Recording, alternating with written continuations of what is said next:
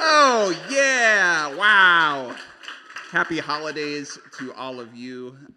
It's really great to see all you here at Wonderville. What a wonderful crowd. Welcome to WordHack. If this is your first time with us, WordHack is a monthly show here at Wonderville. We're here the third Thursday of every month. Now, about 12 years running. We've been around for a long time. And what is WordHack? What have we been doing for 12 years? It's a monthly show here where we hang out at ye olde intersection of technology and language, where we think about the way computers and phones and code and how that affects the way we read and write and communicate. And all sorts of people come to that through different ways. My background's in poetry, and I started doing slam poetry in the city and eventually developed a practice where I was projecting stuff on a screen and plugging in a computer, and it was going to poetry venues and setting up. I had this kind of weird spandex screen where I'd like put hooks in the wall, kind of like this, and stretch my spandex screen across. And like, eventually people just do not want you doing that every week at their poetry reading. And I wanted to have WordHack be a place where the screen could already be set up, and you wouldn't have to bring your own spandex. You wouldn't have to put in your own hooks. You wouldn't have to plug in your own speakers in order to share your weird little digital poem. So I came to it from writing practice, but I'm here to bring together all sorts of people that kind of encounter language in different ways. Some people come to it through games, thinking about new sorts of storytelling systems, dialogue systems. Some people are researchers that are like looking through linguistic history or just processing massive quantities of language and drawing conclusions from it. We have people who are programmers making software, different kinds of ways of manipulating language. And kind of the goal of this space is that it's a place where all these people can kind of come together, be inspired by each other, learn from each other, and just kind of talk about things we're interested in. So that's sort of the plan and what I have laid out for you this evening. We're going to have 3 talks from our featured presenters. This evening we're going to be hearing from Chia Amisola, Ava Decker, and Mark Kleeb, our Wonderville host. Give it up for our presenters.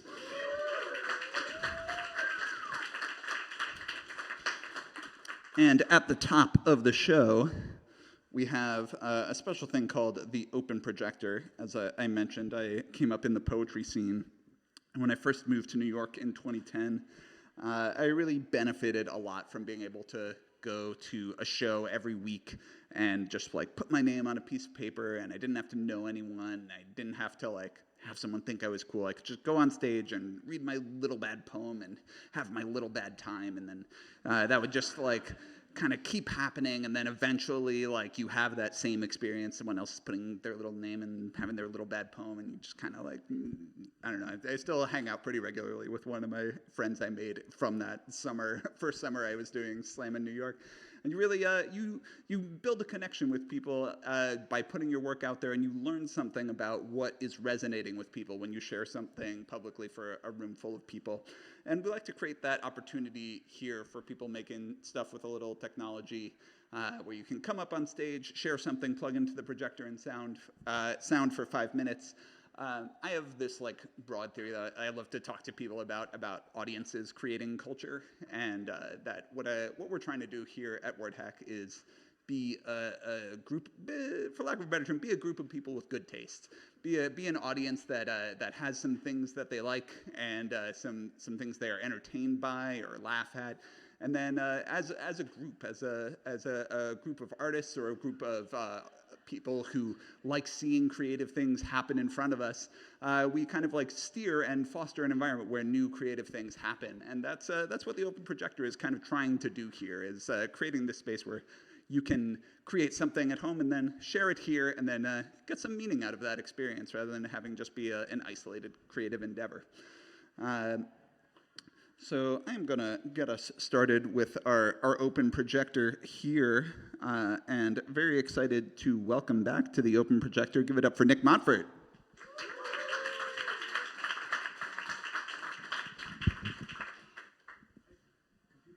Oh, computer machine. All right, Nick, stall. Okay. I'm going to get my computer out. All right. Did anybody else, when Todd was describing the screen and the hooks and everything, have like a Hellraiser moment? It was just me, I guess. stuck on Halloween as we move into the holidays. Yeah. All right. We're going to see. You have a new computer, Todd, don't you? All right. No cool stickers, but it's running Windows hotkey.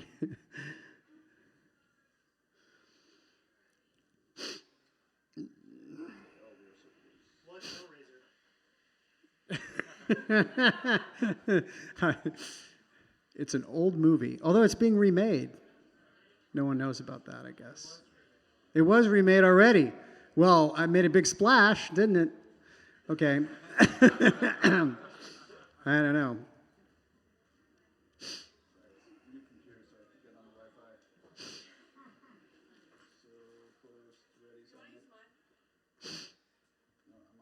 You could just go, too, if you wanted to.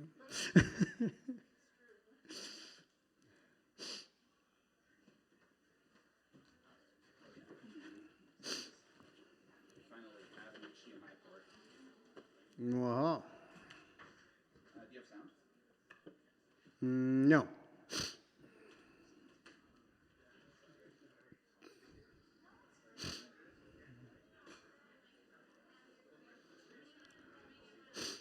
Oh, and Discord is updating too. That's the other thing. Is like, yep. Sorry. Maybe. Yeah. Sorry, my computer's doing too many things. I don't want to have a bunch of stuff popping up while you're presenting. Okay. Aaliyah, do you want to go, and then I'll have Nick pop up afterwards?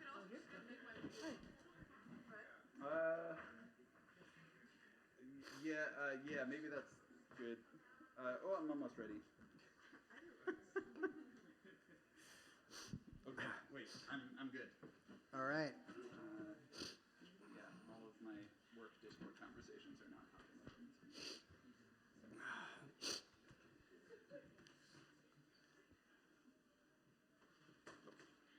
All right. We got. All right. Let's see here.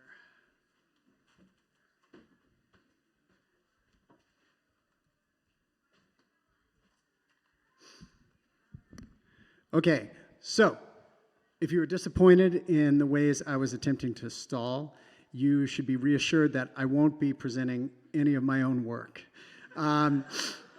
So I am the publisher of this magazine called Taper. This online journal has been running for 15 issues. And in fact, we have an independent editorial board that actually makes the decisions about what the issue themes are, makes the selections for the issue. So I do things like publicize it, and I'm counting this as one of those moments when I publicize it. We publish 2 kilobyte computational poems, and we have a very broad view, as I think Todd might, of what a computational poem is, what a poem is at all. But we do not have a broad view of what 2 kilobytes is. We have a very strict view of that. And so here, it's 2048 bytes. Yes, that's the answer. So this is issue 15, Crossroads. And I'm just going to show you very quickly and read a little bit of 4 of the works here.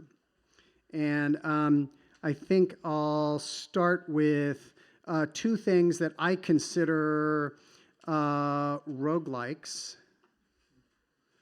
One of them was called a roguelike. So this is Burning the Candle at Both Ends by Andy Wallace, who I don't think is here. I don't think he's presented at WordHack, but he's a member of the Death by Audio Collective. And so this is what I consider a 0-player roguelike. So much is unexplored. It is not always a bad idea to rush into things. Recklessness is sometimes rewarded, and inaction carries its own risk. The far corners that never see light will never amount to anything.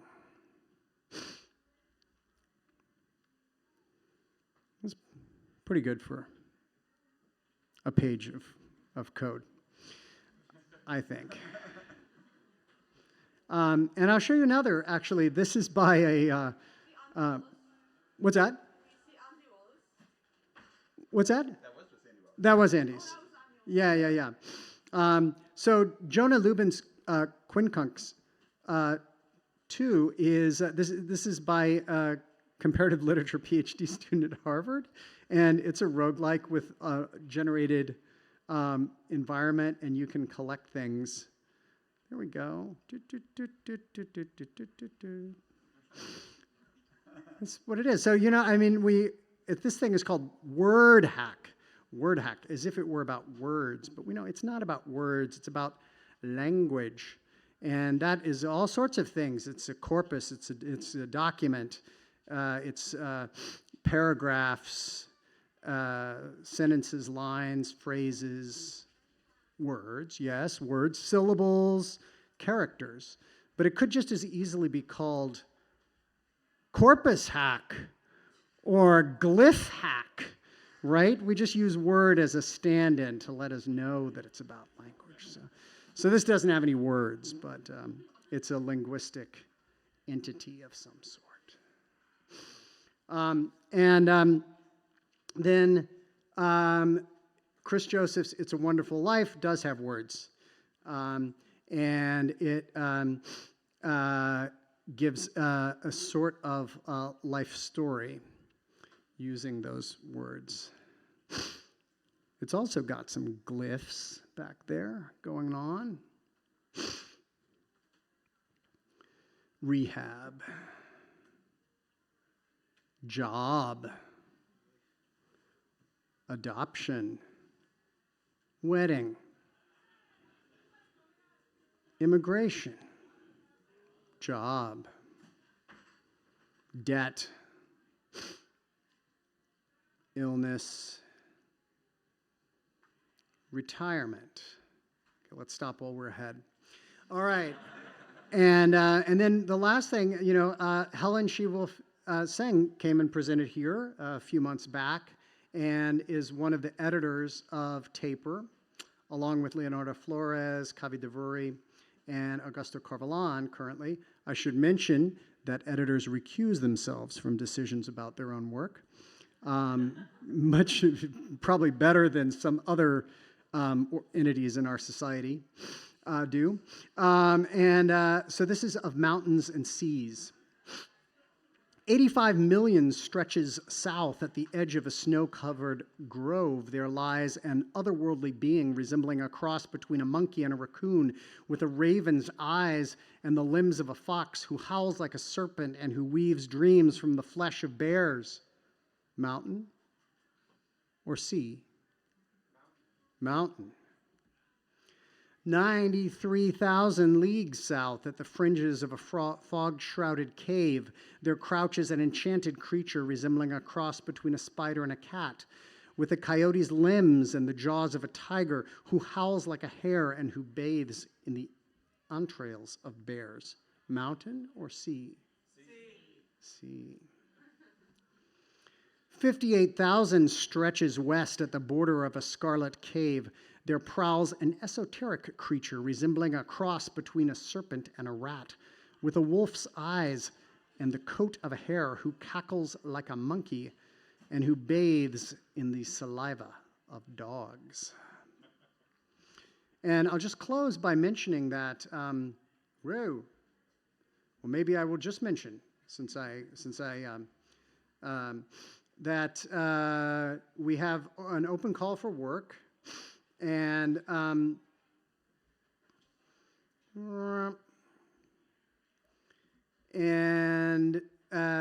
so the editors are reading work now for issue 16 for good measure. It's explained why issue 16 has that particular theme. That's to sort of encourage and stimulate creativity, but many types of things will be accepted as long as they're no more than 2 kilobytes. So thanks very much. Hope you enjoyed that.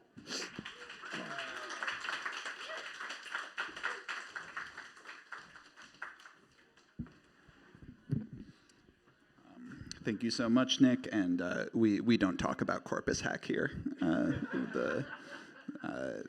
am really sick of that show. They just kind of will bring anyone on stage, and it's just really kind of tarnishing my brand.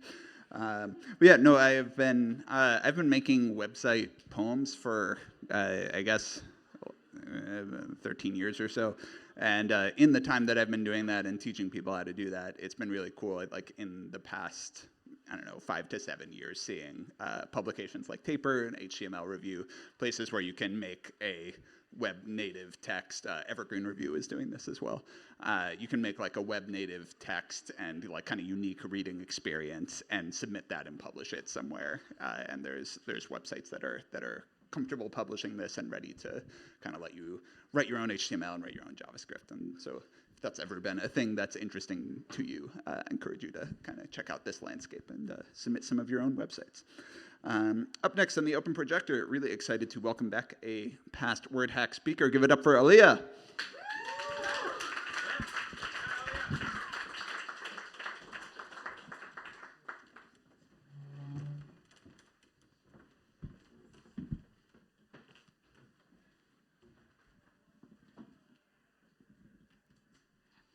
Hi, everyone. Let's see if this works. I feel like you need to do it 3 times, and then it's gonna. Okay, something is happening, I can confirm. Well, I'll give a little preface.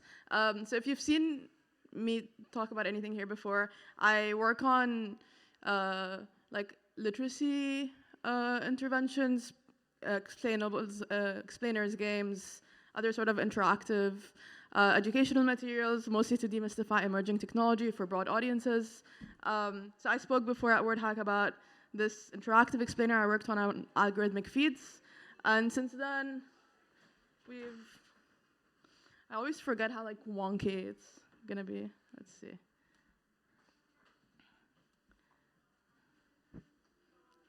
I think this is okay. So we've been working on this little explainer to break down large language models and conversational agents to an audience that doesn't code or doesn't know how to, doesn't know anything about like AI, machine learning, and these kind of stuff. I like started looking at the style sheet yesterday in true like open projector tradition. So some things may not show up properly, but that's okay. But so the preface of this is that you're learning how to train a conversational agent such as ChatGPT and seeing what the steps are along the way and seeing what the impacts of your decisions are. And so it says AI chatbots have become increasingly common. We need to update this copy. How much do you know about how these technologies actually work? Could you train your own? I can get it started. Yes, it's fine. So it says complex chatbots or conversational agents are powered by large language models, explains what a language model is, so it gives the example of autocomplete as a language model that most people are familiar with to get them started off on like a slightly approachable note. So the first stage is training. I'm really excited that we just got these animations like this morning, really. And so first you choose a data source, and so there's a couple different types of data sources, Twitter feeds, Reddit posts, and so on, and explains that language models are built on masses of data for folks who aren't familiar with the concept. So I'm gonna choose Reddit posts, obviously. And then it explains here like the training process involving a lot of environmental costs. There's gonna be some sort of animation here, I just haven't done it yet. And then we go on to explain like next token. So it says that these are probabilistic models. And so it learns from the large data source that you selected what word is most likely to show up next. So you can choose a few sentences and kind of like see what next token probabilities is. And then afterwards, it explains that after like the first training processes, the model essentially learns how to ramble, but isn't really like a conversational thing that you can interact with. But then you can get into fine-tuning and post-training, and that's when it becomes more like an assistant. So then you have the post-training stage, where we try to explain that a lot of these decisions are made by workers around the world, and hopefully have like propaganda around big tech exploitation here.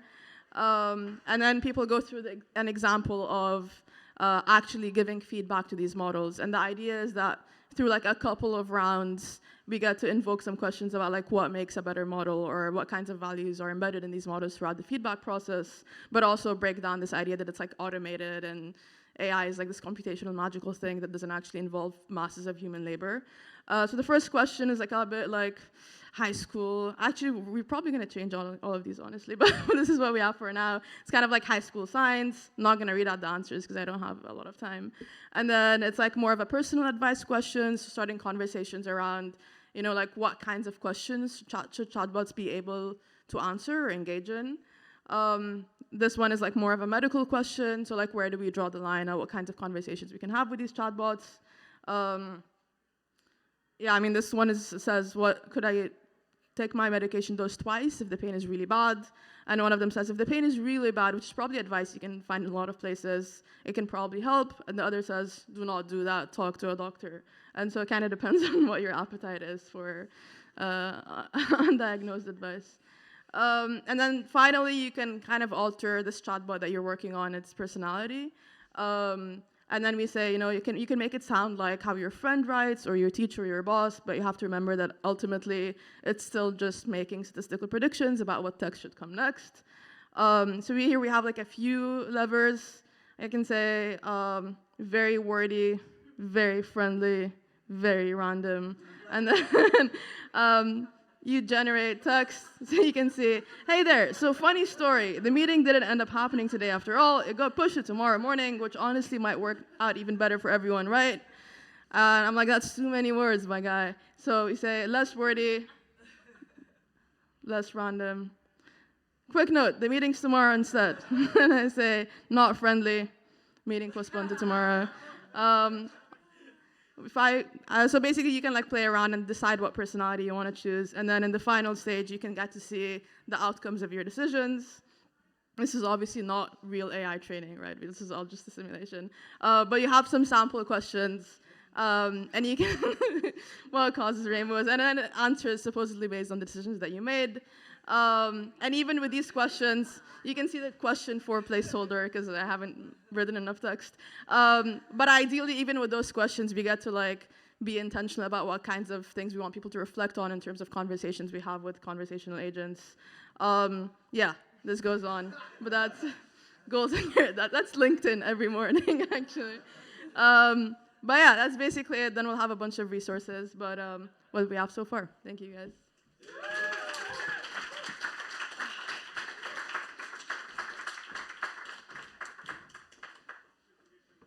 Incredible 4 minutes and 57-second presentation from Aaliyah. Sticks the landing. Love to see it. Up next on the open projector. Oh, wait, no, I first want to throw in a recommendation for a book I just finished, Karen Su's Empire of AI. Highly recommend it. Karen Howe, sorry. It's, really gets into the data classification, labor in war-torn post-crisis economies. That's like important to know about for like, that's why a lot of AI is good. It's a lot of human labor for very low prices, driven by conflict. Up next on the open projector, give it up for Paul Elliott.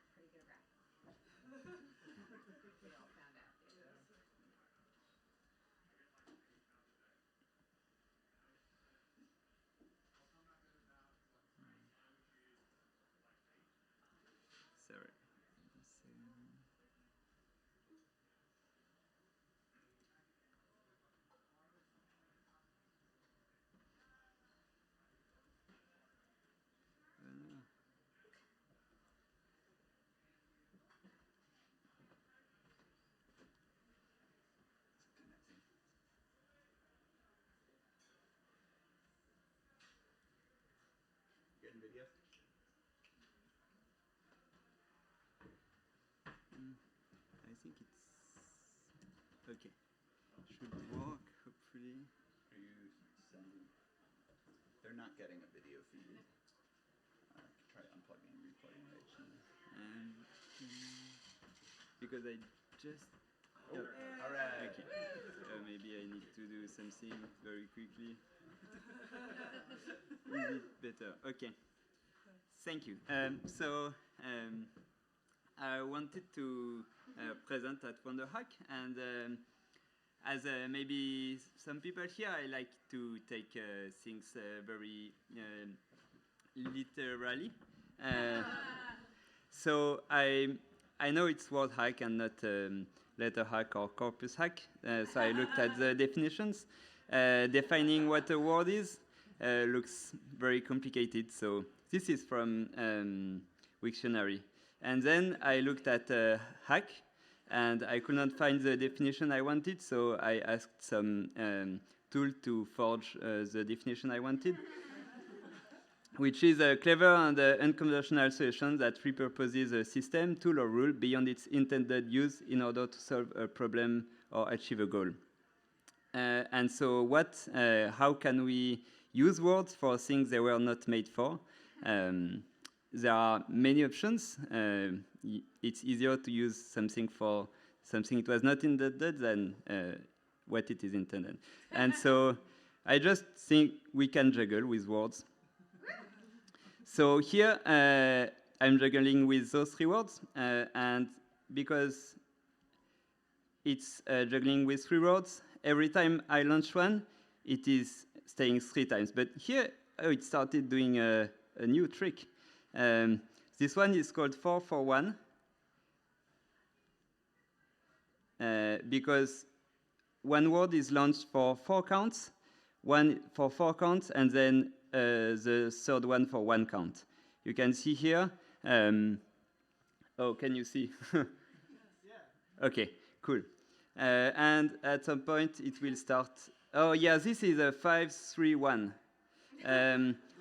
The one that goes very high is the 5. The one in the middle is a 3, and the other is a... So I will write it. Okay, cool. Do you like it? Oh, you cannot see. But I wrote just 3, 5, 3, 1. Okay, but this is not a corpus. This is not a very long text, so it's not a true poem. Let's go with a poem now. Maybe a long poem will not be very suitable, so I chose a small one, but it still has some, like, maybe too much words. And wow. So this is a... Yeah. I wanted an odd number of words because you will see more that it's juggling. At some point, it will start doing a trick. So I will just wait for it to do it and hope it doesn't break. You can also try to read the poem in the meantime. Oh, I think it's 8884796. If you can juggle like this, you're a god. And that was all.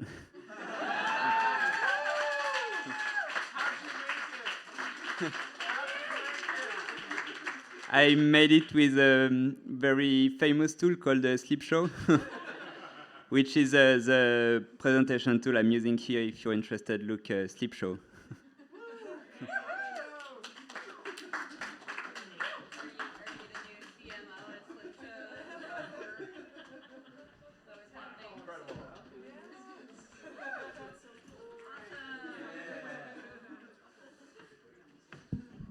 Give it up one more time for Paul Elliott.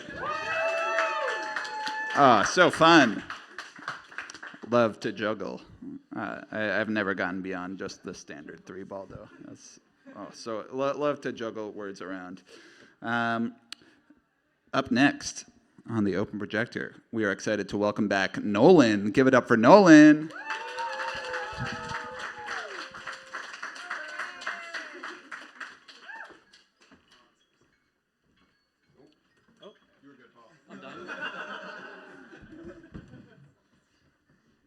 Todd. I like your sweater a lot. Really good sweater. Wait, what? Yeah. We got two Yu-Gi-Oh fans. All right, we're gonna let this load. It's gonna take some time.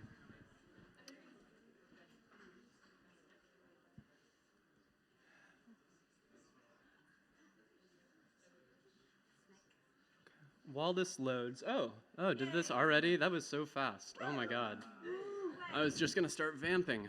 Okay, no need to vamp. All right. So, can we see?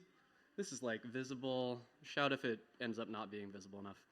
So, I have been really interested recently in games that are entirely expressed and played via text. And here is a simple example. This is a game, oh no, it's stuttering a little bit. We'll talk about why later. This is just Snake running in my terminal. I'm this little pink snake, and I'm eating the fruit, and that's kind of neat and fun. And a fun thing that I've learned about this, I've learned a lot by trying to render stuff as text, and I wanted to share some of that with you. So one thing that I have learned is that, in general, text is too tall if you want to build games. And what I mean by that is that here's a prototype of the same game, and you can maybe see that when my snake moves up, it moves much more quickly than when I move it to the left or the right. And that's because it's moving one character at a time, and characters are twice as tall as they are wide, so it looks like it's moving like really quickly up, even though it's moving by like one character at a time. But there's a trick to fix that. There's a trick that makes this game look a little bit better. And that trick is these things called Unicode block elements, which have existed since 1991, since I was born, that include things like the upper half block, or the lower 7/8 block. And you might look at this list and be like, wow, this is a very complete list, but it's actually not. So like, there's no upper 1/4 block, which Alexander Golchenko pointed out 10 years ago, because like, the Unicode committee is like embarrassed that these blocks exist and they don't want you to use them. But that's fine, it's good enough. All we really need for a game like this is this upper half block and a full block, and there is a lower half block, we're not gonna find it. Because that lets us kind of stuff 2 pixels into one character. And part of the trick is just having this block at all, but the other trick, the other really important thing here, is that you can set foreground and background colors in the terminal. And so by doing that, we can render this block as like red with a background color of blue. And since this takes up the upper half, you'll get a red block on the upper half and a blue block on the lower half. That looks something like this. So here's some regular text. And over here on the left side, you can see that we've got like 6 pixels of color packed into just 3 characters by drawing that upper half block and then setting the background color behind it to get a second color. And that's kind of what lets me make this thing that looks, more like a game. But making this via text has some other fun properties. And one is that the reason this game was stuttering is that it's not running on my computer. This game is running over SSH. You can play it too if you want by running ssh snakes.run. And you'll log in, it's multiplayer snake, it's MMO snake, you would all be snakes in the same place as me. And I think that's really neat. The idea here is that, in general, SSH is a way in your terminal to log into another computer. What? Oh, turn, I'm sorry. Yes, I'm trying. If someone joins and kills me, it's not my fault. SSH is a way to log into another computer on the command line. But ultimately, all it is an agreement between 2 computers, where one says, I'm going to tell you what keystrokes the user presses, and the other says, I'm going to send you some text that you should display.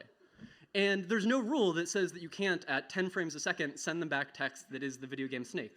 And so that's what I'm doing. Oh, cool, we got some other players. Yeah, hell yeah, let's go.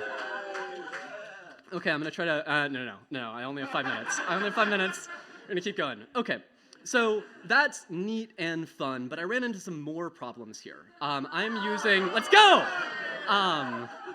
I'm using this library called Wish to serve this over SSH, and another library called BubbleT to actually render this text.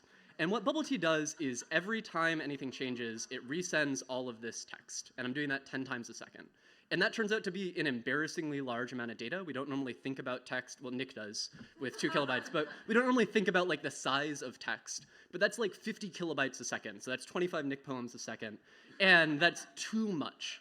And so I've been working to make that smaller so that I don't have a big bandwidth bill when I launch this game. And the way that works is by learning about the VT100, which is a computer that we know is old because this photo is from the Living Computer Museum. But the VT100 describes all of these commands that let you manipulate the text that is currently on your screen. And we don't have time to look at all of them. But the commands are all things like this: delete character. And what that does is picture that like this is the screen. The VT100 protocol lets you manipulate this little cursor, move it somewhere, and say, I'm almost done, like 20 seconds. Change this to a C, or something like that. And then you're able to do that without changing all of the screen. So what I'm doing here is looking at, oh, I died. Everything on the screen, everything I want you to see, and computing the minimum series of changes that I need to make in order to display the next frame. This is about 10 times more efficient. I hope to open source it eventually, and that's what I've got. Snakes.run. Thank you.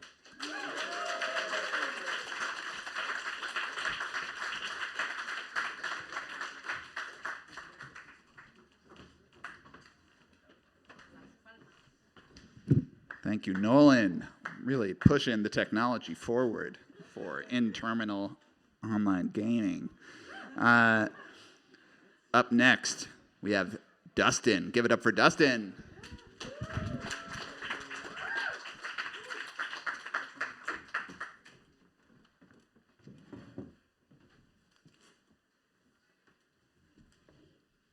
Let's see. Okay, yeah. No sound.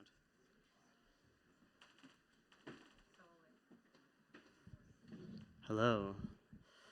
Oh no, we're gonna do some weird layout here.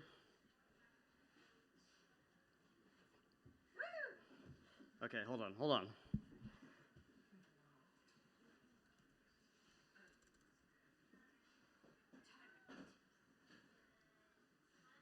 Why? Where's all my shit? Okay. Okay, I need this window.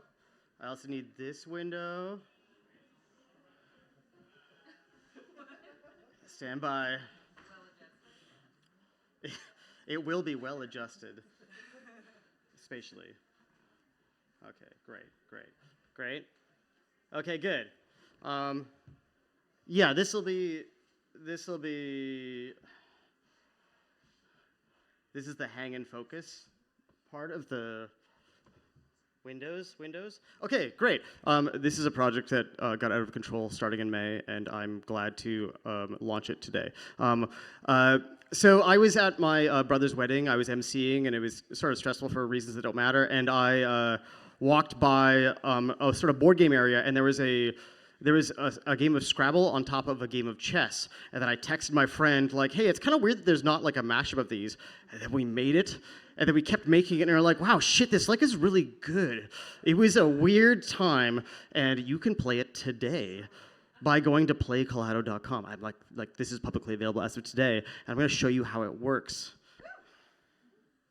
The sides that you play are, of course, uppercase and lowercase. This is a spelling game with chess moves. The moves, it starts a lot like regular chess. But then it gets kind of weird. So the moves you can make are dependent on the number of letters you have in your piece, obviously. And when you capture an opponent's piece, you merge, and then of course need to like spell a word with the piece that you capture. I mean, this is obvious, right? Like I don't need to. That's obviously how you would do it. Again, this is a joke that kind of got out of control. So, I don't think I can spell glit. So we're going to spell lit, which is what we are. You know what? Git. Now, we're going to cancel this move because there's no way I can spell a reasonable word with that. But maybe if let's just move this forward. Let's see here. Oh yeah, we do got sound. No, but that's it's a knight. So it'll move R-I-S. Oh, you know what? We got sir. And so we're going to spell sir with that. Oh, wait. What did I... Oh, yes, sir, over here. Yeah. So this is now a bishop, obviously. And I could declare check on the king, which is J, but I can't spell a word with the king. So the object of this game is to spell a word with your opponent's king letter, which is X or J, pretty rare letters. And this is what a regular game looks like over time. It starts like chess and then becomes kind of crazy. This is me playing against a friend of mine. I'm particularly proud of this run near here. Boning boing, and then box to win the game. What I really want to aesthetically what this feels like, and so we made a physical game of this that sort of plays like Mahjong, which is quite fun.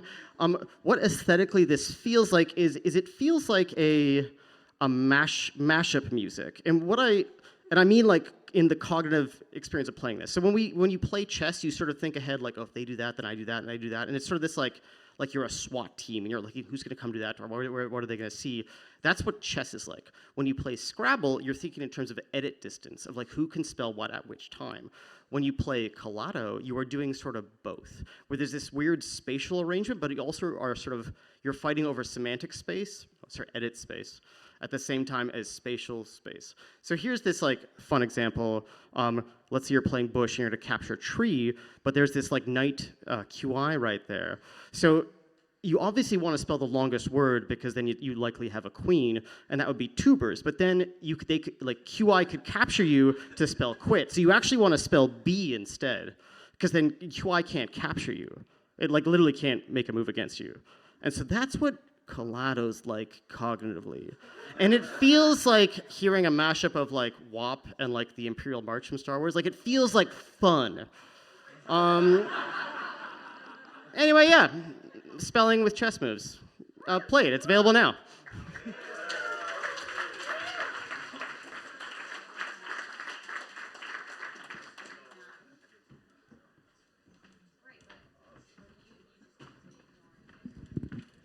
It feels fun. It's such a great box quote.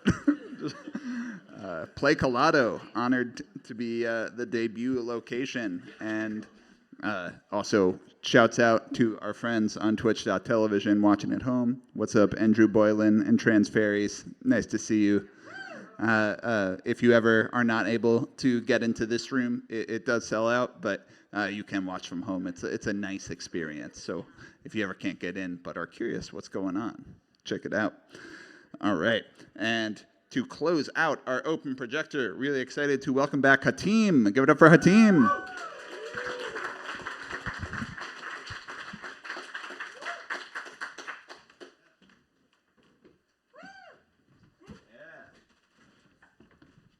Can you help me erase this to so I can stand? Yeah. Is it possible? Maybe not with this. Okay, thank you. So I had this idea of reading a theater monologue while playing a video game. And I've never done that before. And I'm gonna do it right now. I'm gonna read from Antigone. Jean Anouilh's version. He's a French playwright.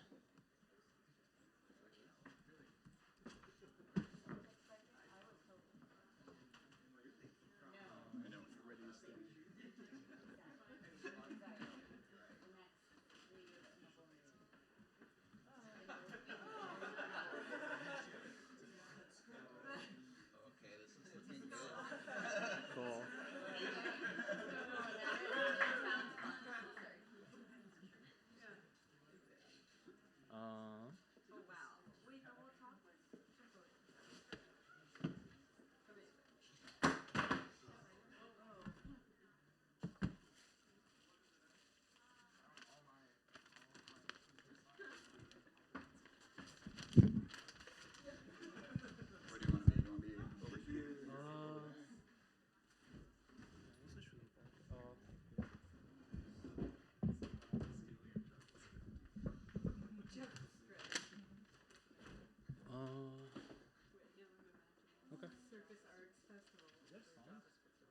Yeah, it's a separate cable. Which side is the check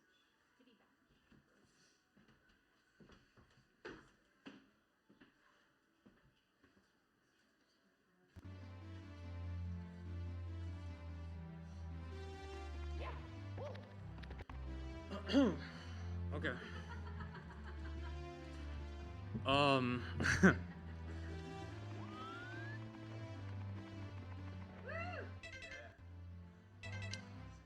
uh.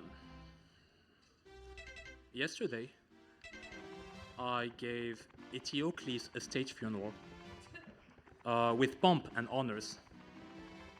Today, Eteocles is a saint and a hero in the eyes of all Thebes.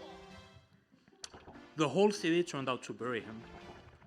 Um, the school children emptied their saving boxes to buy wreaths for him. The old men, orating and quavering hypocritical voices, glorified the virtues of the great-hearted brother, the devoted son, the loyal prince. I made a speech myself, and every temple priest was present with an appropriate show of sorrow and solemnity in their stupid faces. And military honors were accorded the dead hero.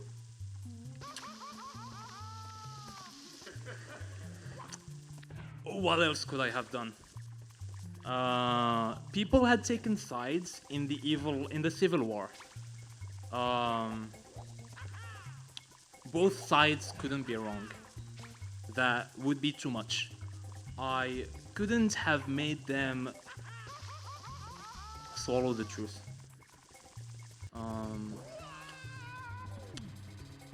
Two gangsters was more for luxury than I could afford.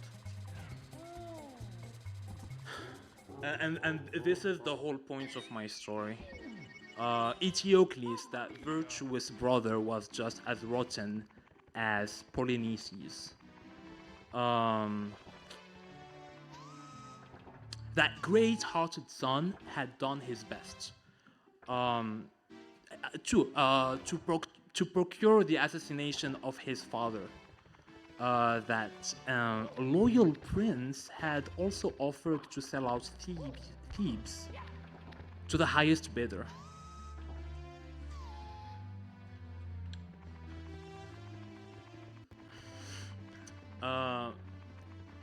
It's it's funny, isn't it? Polynices lies rotten in the sun, while Eteocles is given a hero's funeral and will be housed in a marble vault.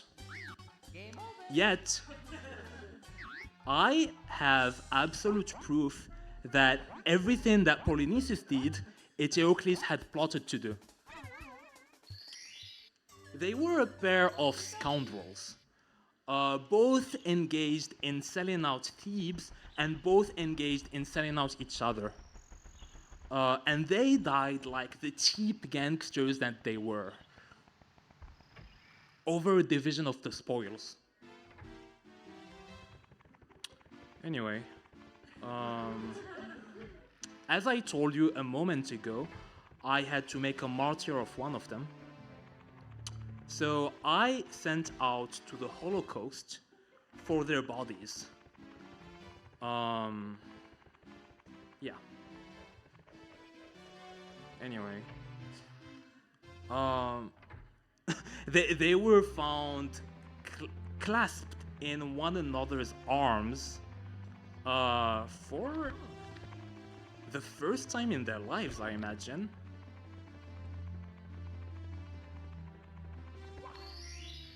Each had been spitted on the other's sword, and the cavalry had trampled them down. They were mashed to a pulp. And, well, I had the prettier of the two carcasses brought in, and I gave it a state funeral. And and I left the other to rot. Um. Yeah. I I don't know which was which, and I assure you,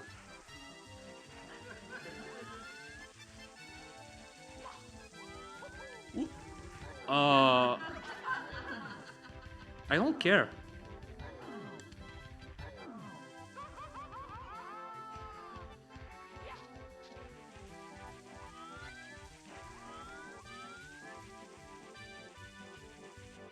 Yeah, I don't know. It's like whatever.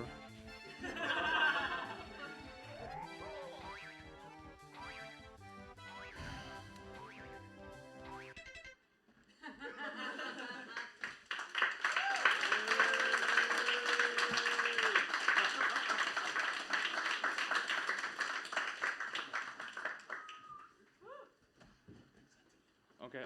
If I've never done this before, if anyone has feedback to develop this idea, feel free to talk to me.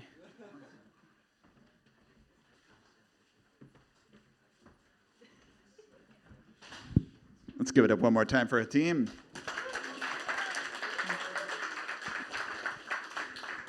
Good luck catching that at WordHack. And let's give it up one more time for everyone on our open projector. Yeah, and thank you, team, for showing us all the kinds of things you can do up here at Open Projector. Really, really welcome that kind of brave new experience that you have not seen before, but would love to see again. If you saw what happened up here tonight and you're like, I could do something like that but different, you can and you should every third Thursday. Sign up goes out at 6:45. We are now in the realm of the featured presenter, and I'm really excited to bring up our first featured presenter, who is Ava Decker. Ava is the creator of Hypertext TV, one of my favorite website projects to come out this year. You're also a design engineer, prolific website creator, really good at internet stuff. Give it up for Ava Decker.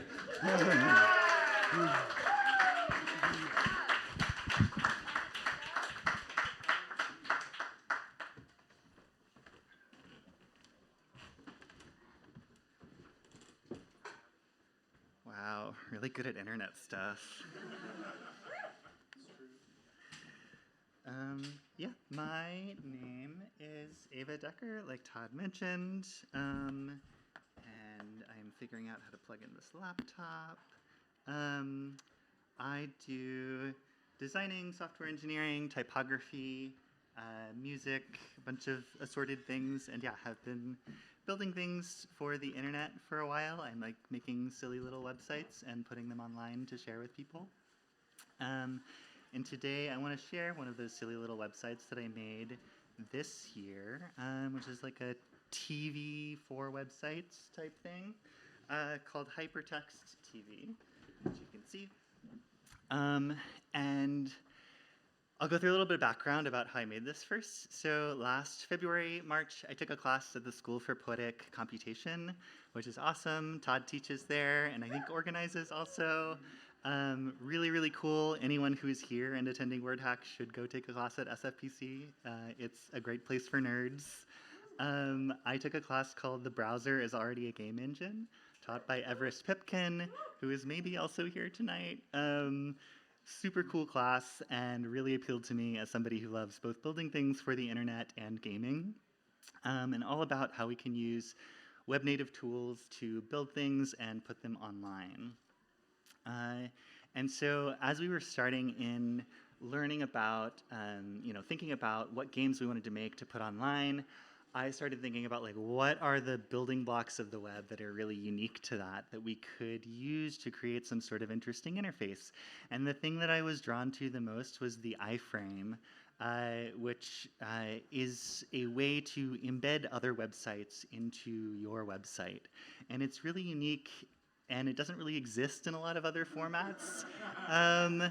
at least as far as I'm aware, like an entire book inside a book that you can explore, an entire game inside another game that you can explore. And so I thought this would be a really cool thing to build around, is just like this iframe, this portal into another website from another, like from your own website that sort of modifies it or plays with it in some way.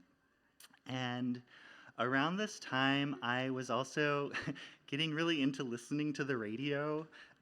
I was getting off of Spotify for various reasons, and I had found this adorable little radio online that I purchased, and I was so taken with it because it has this like huge knob that's really satisfyingly geared, and I wanted something that sort of forced me to scrub through all of the airwaves to the various channels to find what I wanted to listen to, rather than just like pressing a button and like, you know, zapping from place to place.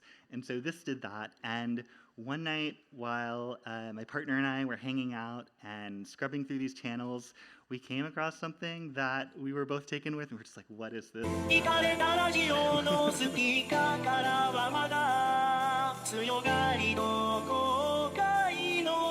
just like laying in bed and you're like, I don't know what this is.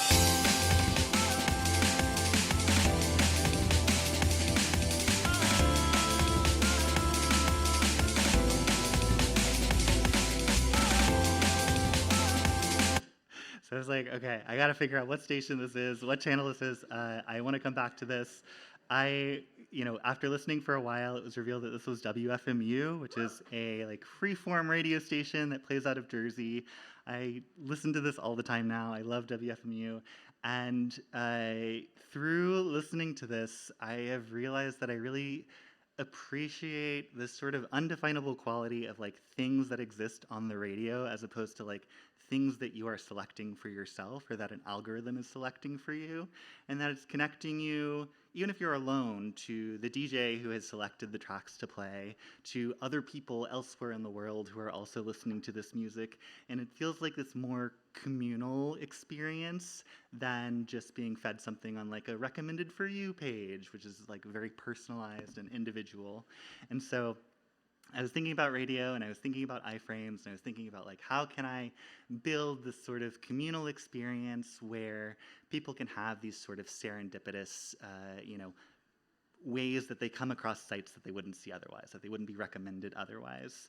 And so, it felt like the perfect pairing of iframes, like peering into a portal, and just like things being on outside of your control was the television, and just like flipping through channels, seeing something that, is airing at a particular time, being like, what is this? I want to explore it more. I want to see, what this is. And so that was the sort of core concept of like what I wanted to build. And so at this point, I started exploring like, what are some sources of inspiration? I was searching YouTube for like CRT effects and menus on old Panasonic TVs, and like a bunch of recordings that are like 2 hours long of like the TV Guide channel from 1999, and just like watching this. And I wanted to, like, all of these videos are too long to share here, but I wanted to share a sort of sense of what it was like to experience all of this and take all of these, like, sources of inspiration and feed them into a project. And so I cut together a bunch of these videos to play, and so I'm just going to play that now. Hello, it is Christmas time, and I'm sitting here by my TV. Up, scoop, chin up. Scoop. Hi, I'm Carol Maggio, creator of Face or Size. I'm sure while you've been watching this program, you've been thinking about your own face. All right, guys, welcome back to the Nerd Cave. There definitely is a diaper smell in our baby's room. We're going to go over degaussing a monitor. This is the Gazoli, and this is Lisa. Hi, Lisa. Cool. This is my super janky degaussing coil. We got power stride, we got power dig, we got power squeeze. It's going to energize this. It's going to kick off a pretty big magnetic field. We got power back, power chest, power arms. Right here at the center of the TV, and work my way out circularly. Easily access unlimited information about your local area, right from your home. And you'll see this go nuts when I turn it on here. I use the computer. I use the internet to locate properties and the newspaper. And here are all the wires. these wires, they really take care of all the electrons when they come through here.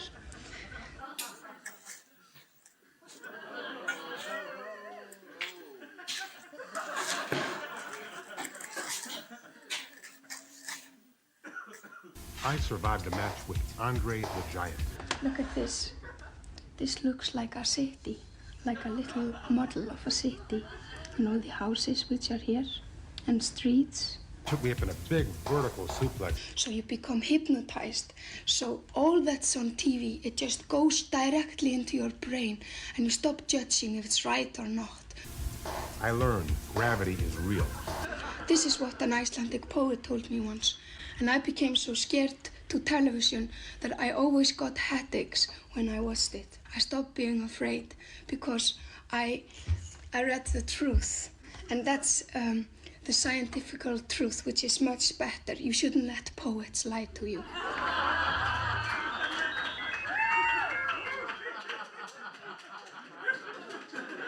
Let me tell you, folks, if you can find a piece of equipment that gives you this range of motion without it hardly any impact on your knees or joints, you call me!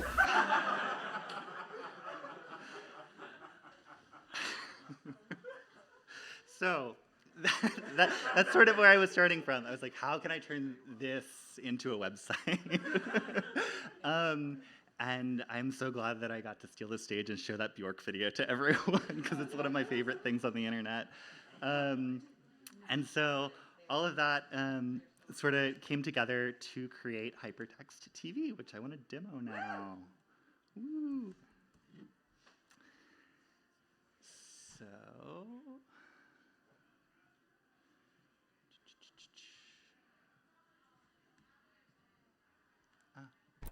let's turn it on first. Oh yeah. Okay. So this is Hypertext TV, and here is what's airing right now. We have the single-use channel for potato, W Place on Explorables, big box collection, canned tuna, and so these are available to see at this point in time, or at least until 8:30, and it's 8:19 right now. So for the next 10 minutes or so, some of these programs are available, and some of them will continue on after. But this allows you to just sort of come here at any point in time and see what's airing on IndieWeb. And so let's explore a little bit. Let's go to poetry. So this is from, I think, someone else who has presented maybe at WordHack before. Yeah, and there are a couple of other WordHack and SFPC folks who are in here with their works. This is a beautiful, risographed interactive website. Just really, really lovely.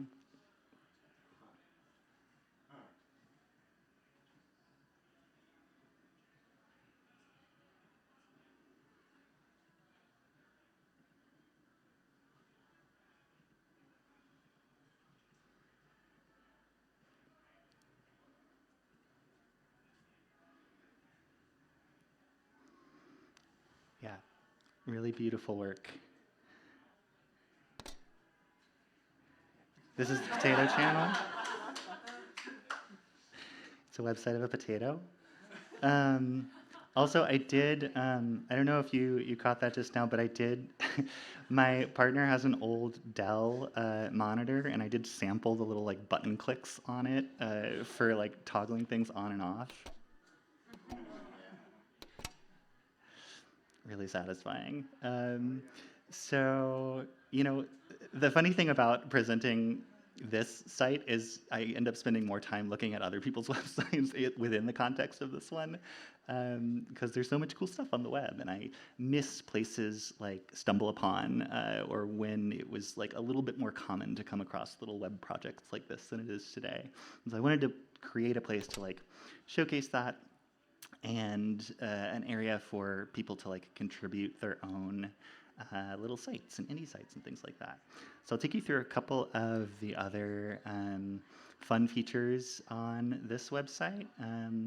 it'll tell you what is airing now. It'll show you how many people are watching. So if you go and join like hypertext.tv, this should go up. I haven't tested it with a room full of people before, so hopefully the website doesn't crash, but fingers crossed.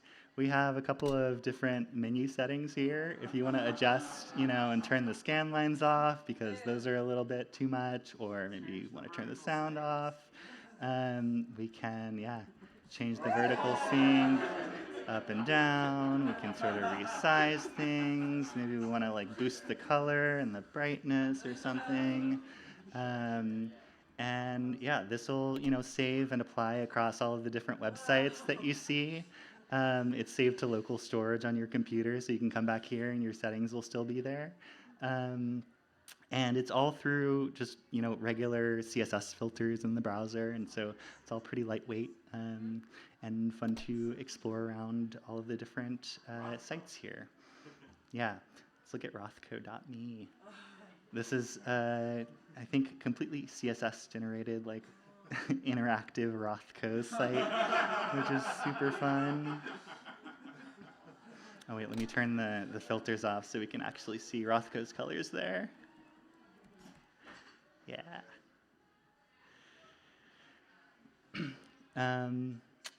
And if we go back to the home channel, I spent way too long making this silly little 3D rotating hypertext TV thing, and I wanted people to be able to like spin it around on their own and move stuff around, and through a little Bob Ross happy accident, I accidentally made like the individual letters movable. And then I saw that and I was like, you know what, that is pretty fun. I'm just gonna leave it like that. And they maintain their space and do this little thing. Which is really fun. So this is most of it.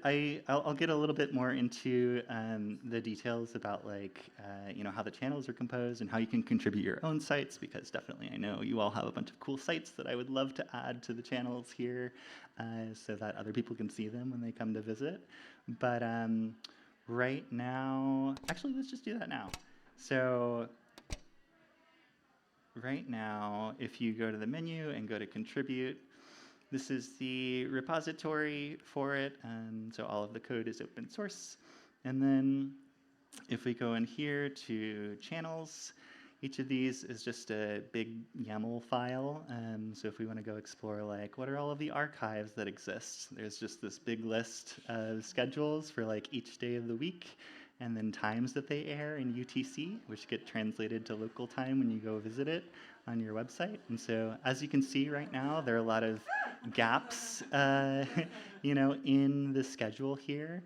And so this will say like, oh, this is airing at 5 UTC, just like keep it going until the next one. So anything you insert in here, it'll just sort of take up all the time until there's the next thing in the docket.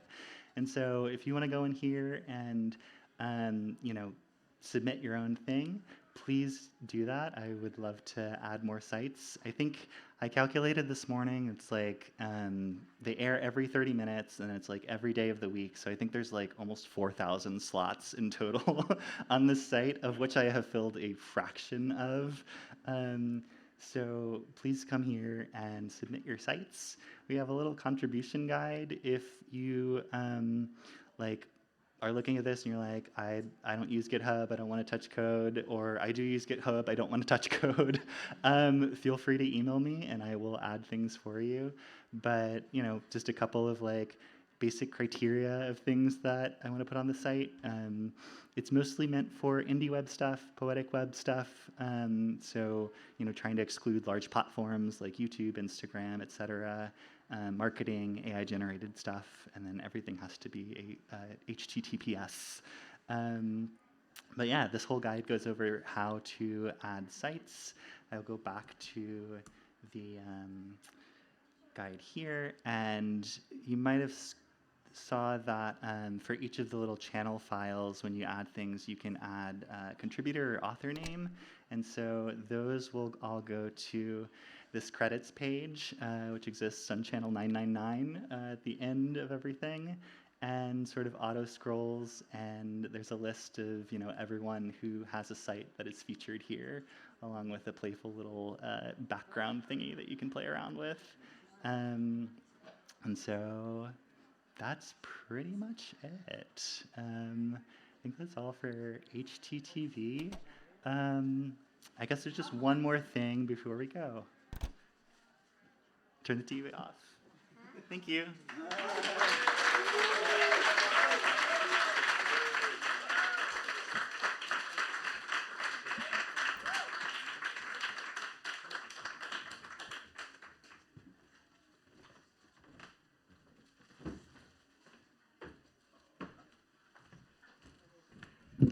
Let's give it up one more time for Ava Decker and Hypertext TV.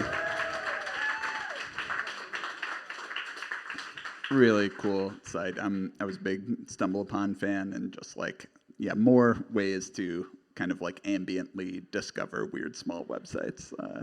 Just really encourage you to, anytime you kind of would have that impulse to check an algorithmic feed, go there instead and see what's going on hypertext.tv. We have arrived at our mid-show break. We're going to take a 13-minute break, but don't go far. On the other side of this break, we're going to be hearing from Mark Kleeb and Chia Amisola. It's going to be a really great time, so don't go far. Also, this is when I would like to shout out our staff. We've got Rhodey up in the booth. We've got Chantal at the door and Jason at the bar. Give it up for your staff. And make sure you tip your bartender generously. See you in 13 minutes.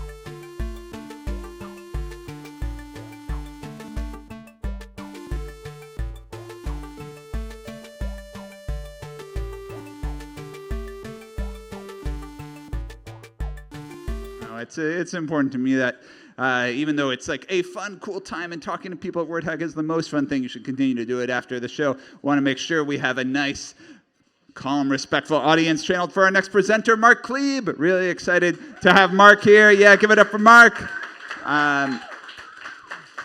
If you do not already know, Mark is one of the owners of Wonderville here, along with Stephanie. And Mark is the engineer behind many of these cabinets you see here at Wonderville. And back in the day, was the leader of Death by Audio Arcade at the beloved Death by Audio music venue. Has really been pushing forward the indie arcade revolution in New York City, and is here to tell you a little bit about some of the indie arcade making he has been teaching over the years. Give it up for Mark Kleeb. Thank you, Todd. I've been to so many WordHacks, and I know you're supposed to center your presentation because it warps on the walls, and I didn't do that. So here we are. You're going to see the whole slide deck. All right. So alternative controllers and the new arcade. So I'm going to give you a little bit of background, although Todd kind of gave you a little bit of a preview. I build arcade cabinets. Here I am in 2010. These photos were taken by my now wife, Stephanie, after 6 months of dating. This is the first arcade cabinet I built, and this was at the venue Death by Audio.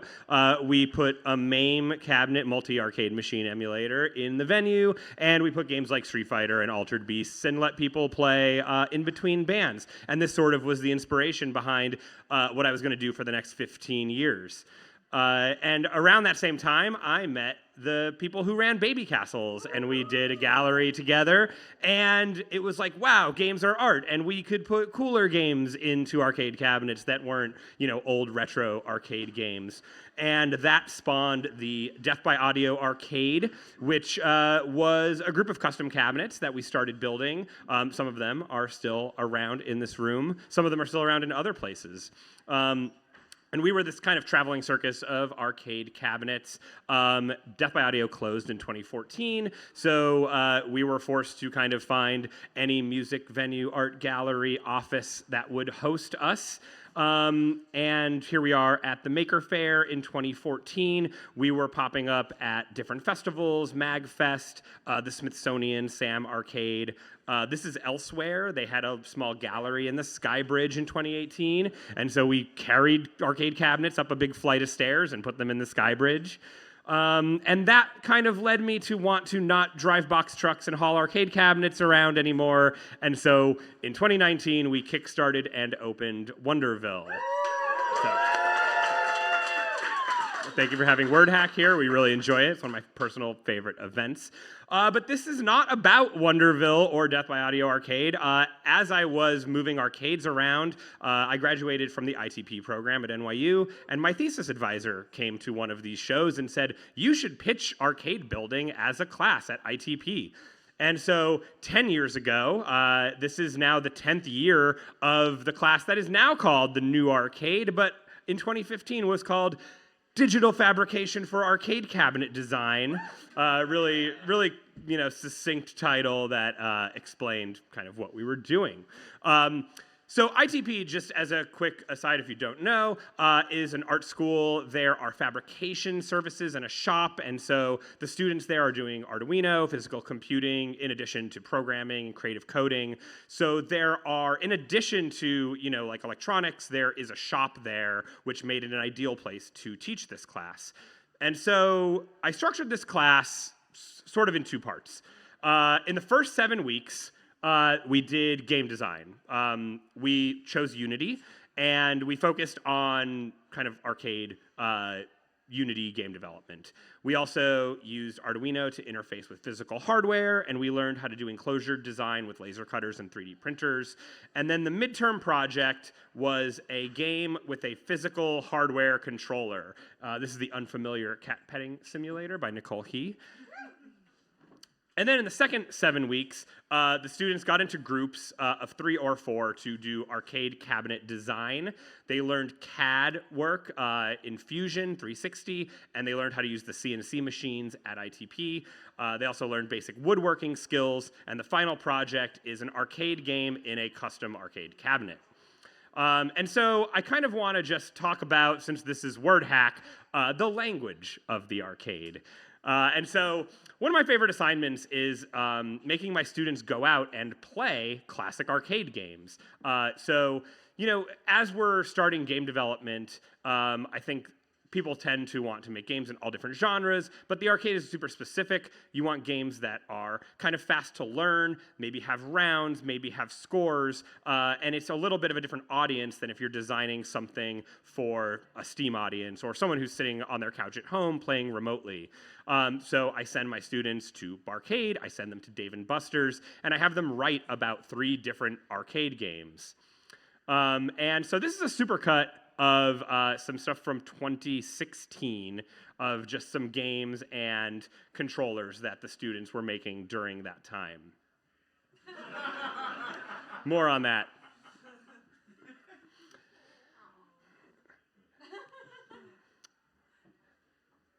And so there's not a lot of media from these years. I had to do a lot of internet scouring to find things. But basically, the midterm project was a hardware controller. It was something made with Arduino that was to control the game. And you can see the dildo controller, which was this incredible controller that controlled that Rihanna sprite that you saw flying around the screen earlier. And some of the games had like a connection between the controller and the game, and a lot of people tended to make just kind of a box with buttons or joysticks because it was sort of this hardware controller. And so moving into the final projects, these were some of the early games that were produced in this class. A lot of full-size arcade cabinets. Whaley Whaley up in the upper left was the only bar-top cabinet. You see Arcade in the center was a multi-arcade, so all the students in that group made a game to go on that cabinet. And Candy Mountain on right behind me, this was 2 buttons per player on like a top-down kind of shooting game. Bear Hug, which this was the only image I could find, had a giant gummy bear attached to the top, and it was like a tabletop game that you played with 2 controllers, sort of like a Punch-Out style first-person game. And this was all made when ITP was at 721 Broadway back in Manhattan, and this was sort of coincided with the beginnings of the NYU Game Center. So I remember after we finished this project that all of these cabinets went down into the basement where kind of stuff from the Game Center was being produced. And I actually don't know where these cabinets are today. So this was the first crop of students from this class. In the second year, the games didn't get much smaller, but we had a couple interesting cabinets. We had Stair Brawl, which was a staircase duel game shaped like a staircase. In the center, Big Bang Bubble Boogie was a rhythm game. So also can't find a lot of photos of it, but there are maybe like 30 buttons in this cabinet, so it's kind of ambitious. Vinza was played with giant stalks of hay. And this is like a rope swinging game. So, you know, a lot of these games, they kind of made it to the final project presentation and then maybe, you know, broke after that immediately. So there's not a lot of documentation, as I mentioned, but I did find one video for a project from 2016 that I'll play for you. Do we have audio?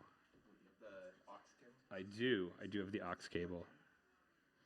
I might be making a classic WordHack mistake in that I'm sending audio through the. That would be a funny. Who works here? All right, let me see. There we go.